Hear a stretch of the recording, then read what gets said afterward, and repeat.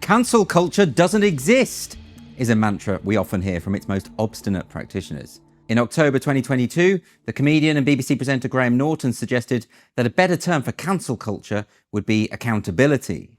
But is it really fair to harass, defame, and ruin people's lives simply for expressing commonly held opinions? What exactly are they being held accountable for? A much better synonym for cancel culture was coined by the singer Nick Cave. He said it was mercy's antithesis. Given that the very existence of cancel culture is so often denied, I thought I'd take this opportunity to outline precisely what is meant by cancel culture and why it matters so much for those of us who still care about liberal values. But let's begin with that thorny question of definitions. Now, most of us understand what cancel culture means, but perhaps it might be more instructive to consider what it isn't. If someone criticizes you for something you've said or done, that's not cancel culture, that's free speech. If someone blocks you on social media, that's not cancel culture. Someone has just decided you're not worth listening to and is exercising his or her freedom to ignore you. If you've not been invited to speak at a certain event, that's not cancel culture either. No one's entitled to a platform. No, what cancel culture actually means is a form of public shaming or harassment, often for relatively minor mistakes or unfashionable opinions. It's the difference between criticizing someone for something they've said or done, or systematically attempting to see their reputation and livelihood obliterated. Cancel culture is not criticism, it's denunciation. It's contacting employers and demanding that people are fired because you don't agree with what they've said. It's spreading lies about them online so their future work prospects are diminished. In other words, it's a hugely disproportionate and vindictive form of revenge dressed up in the guise of virtue.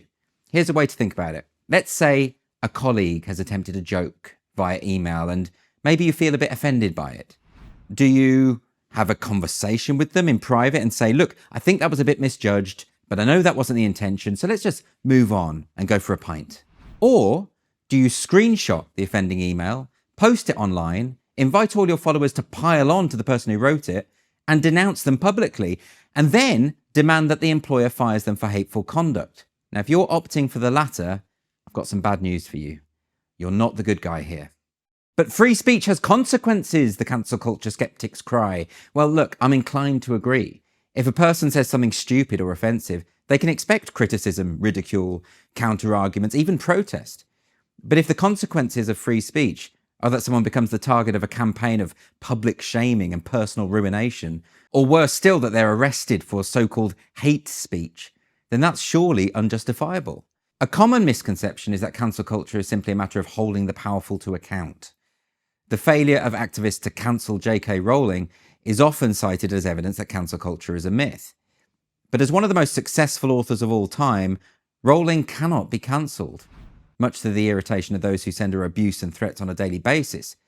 The vast majority of targets are those with limited means, who don't have the public profile or financial resources to protect themselves from such attacks. This is why the Free Speech Union has been invaluable, offering support to so many people who found themselves at the centre of witch hunts.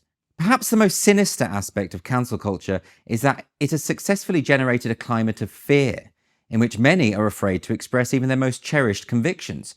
Once a few high-profile individuals have been cancelled, this can be sufficient to discourage others from speaking out.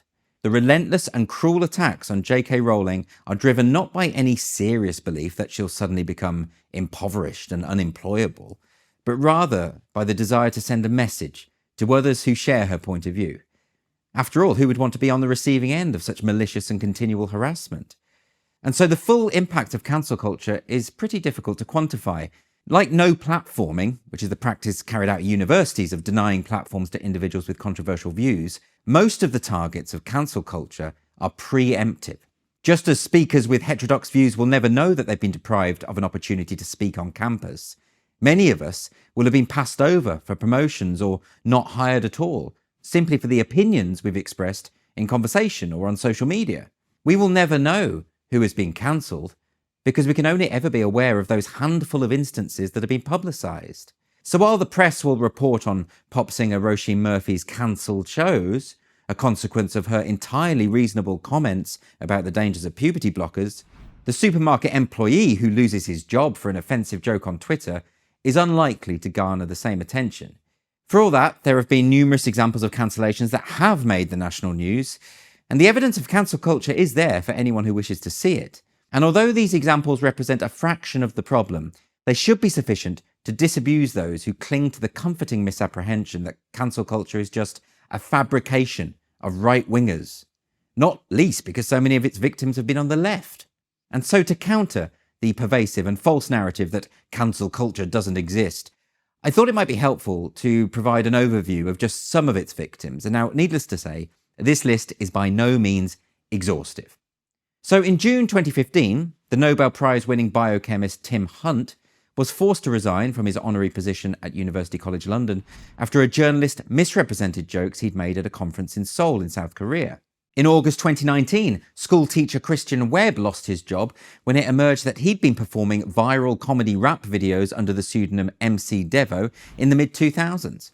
In December 2021, choreographer Rosie Kay was compelled to resign from her own dance company after investigation processes began because she expressed her gender-critical views at a gathering with dancers in her own home.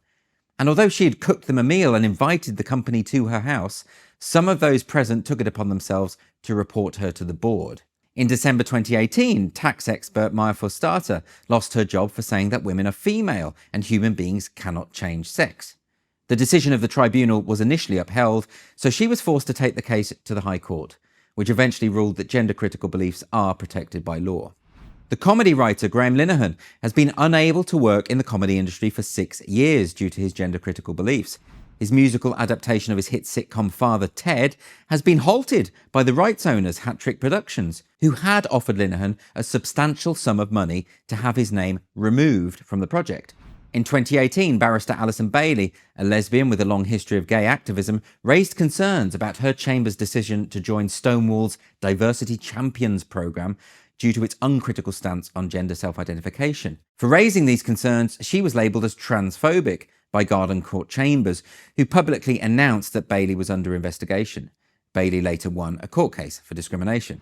In 2018, the children's author Rachel Rooney published a book called My Body Is Me, which challenged sexist stereotypes and promoted a positive self-image for children. It was branded as transphobic, and Rooney was subjected to a campaign of harassment by figures in the publishing industry. Some bookshops capitulated to activists and stopped stocking her work, and her publisher told her to stop expressing her opinions on the subject of gender. In June 2023, it was reported that Sybil Ruth, an editor at Cornerstone's literary consultancy, was dropped because of her gender-critical views. Following an employment tribunal, she received an apology and substantial damages.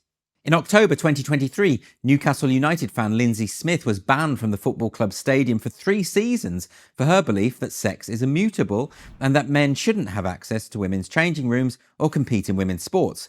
In addition to her ban, she was investigated by a secret unit at the Premier League who created a dossier on what they described as their target. They attempted to find her home address, they assessed photographs from her social media accounts, and they even downloaded images in which Smith could be seen walking her dog. Dr. Neil Thin experienced what he described as a devastating couple of years when he was falsely accused of racism by student activists. Thin is a senior lecturer in social anthropology at the University of Edinburgh, and he had criticised a conference called Resisting Whiteness because it offered racially segregated spaces. He also objected to the renaming of the David Hume Tower as 40 George Square. It had been renamed on the grounds that Hume had written some passages in an essay in 1753 that would today be deemed offensive. Thin stepped back from teaching while an investigation was underway and was eventually exonerated in September 2021. Also in 2021, the actor James Dreyfus was dropped from the audio range of Doctor Who stories for signing a letter to Stonewall calling for an open and respectful debate on the subject of gender identity ideology and its impact on the rights of women and gay people. The company not only dropped him, but erased his episodes from a compilation in which he was meant to be featured. In July 2020, the children's author Gillian Phillip was dropped by her publisher for tweeting in support of J.K. Rowling. She's since retrained as a trucker and has written that the haulage industry is far more supportive and inclusive and a lot less misogynistic than the world of children's writing. Criminology professor Joe Phoenix was diagnosed with post-traumatic stress disorder after a campaign of harassment by colleagues after she co-founded a gender-critical research network. In early 2024, she won her constructive dismissal case against the Open University. In November 2021, social worker Rachel Mead was sanctioned by her employer Social Work England because of gender-critical posts she had shared and liked on Facebook. This led to her being suspended on charges of gross misconduct by Westminster City Council. Mead later won her claim for discrimination against her employer, and the judge ruled that the disciplinary procedure amounted to harassment. In June 2020, Nick Buckley, the founder of charity organisation Mancunian Way, was ousted for criticising the radical politics of the Black Lives Matter movement, most notably its calls to defund the police and abolish capitalism. In August 2020, Sasha White, an assistant at the Tobias Literary Agency in New York, was fired after a campaign by trans activists who took offence at statements posted on her Twitter account expressing her view that gender-neutral pronouns were unhelpful to the feminist cause. In January 2020, veteran television presenter Alistair Stewart was forced to resign after tweeting a quotation from Shakespeare, which included the phrase, "an angry ape." This was misinterpreted as racist because he was replying to a black Twitter user, even though it was a phrase he had used previously in conversation with white people. In April 2019, philosopher Roger Scruton was sacked as housing advisor to the Conservative government as part of the Building Better, Building Beautiful Commission. And this was after a journalist at the New Statesman doctored his statements in an interview in order to make them appear racist. In June 2019, Asda supermarket worker Brian Leach was fired after sharing a video online by the comedian Billy Connolly which mocked Islamic suicide bombers, even though the source of the offending excerpt was from a DVD sold by the company that employed him. He was later reinstated following an outcry. In June 2019, BBC Books removed the writer Gareth Roberts from a Doctor Who short story anthology because he expressed his view that the trans activist movement reinforces outdated gender stereotypes. In June 2021, the textile artist Jess DeVals had her artwork removed from sale in the Royal Academy gift shop, having already been driven out of her hairdressing salon in the Soho Theatre, simply for her gender-critical opinions. She was bombarded on Twitter with vitriolic messages and calls for her to commit suicide. In June 2021, it was reported that the Reverend Dr. Bernard Randall, a school chaplain at Trent College in Derbyshire, had been reported to prevent, that's the government's anti-terrorism programme, and this was because he delivered a sermon on why it was reasonable to challenge ideological viewpoints. And this was in response to a training session that he'd been obliged to attend in which school staff were told to chant, "Smash heteronormativity." In June 2021, the cricketer Ollie Robinson was banned from playing for 8 months due to offensive tweets that he'd posted as a teenager. In addition to the ban from the Cricket Discipline Commission, he was fined £3,200 and was compelled to participate in anti-discrimination training. In June 2021, it was reported that law student Lisa Keogh had been investigated by authorities at Advertise University in Scotland for saying that women have vaginas. Although she was cleared, she described the 2-month investigation as needlessly cruel, given that it coincided with her final examination period. In October 2021, the philosopher Kathleen Stock resigned from the University of Sussex following a campaign of abuse and harassment from student activists who claimed that her very presence excludes and endangers trans people. Anne Henderson, rector of Edinburgh University until February 2021, was falsely smeared by activists as transphobic and anti-Semitic and not fit to hold office, simply for tweeting about a meeting at the House of Commons on proposed reforms to the Gender Recognition Act. She experienced a vicious campaign in which the university refused to tackle her abusers. So that's just a sample of some of the victims of cancel culture. And if it's true that cancel culture isn't real, it's got a hell of a lot of casualties. This video is available as an article on my Substack. This and other articles will be available there first, so make sure to head on over there and subscribe now.